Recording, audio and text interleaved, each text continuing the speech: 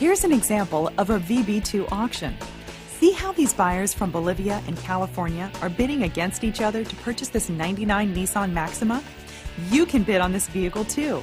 All you have to do is click on the next highest bid displayed, and your bid will appear on the screen.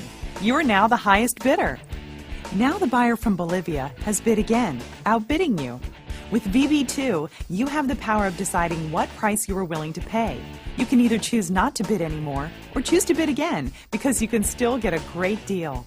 In this case, you have decided to bid again because this Maxima is still a great buy. Unlike other online vehicle sales, a VB2 sale ends when the bidding stops, not when the clock runs out. Just like at a live auction, VB2 will let you know if you still have a chance to bid by saying, "Going once, going twice."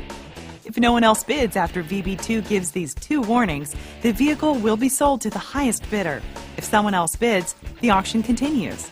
In this case, no one else has bid against you, meaning you win the auction. Congratulations!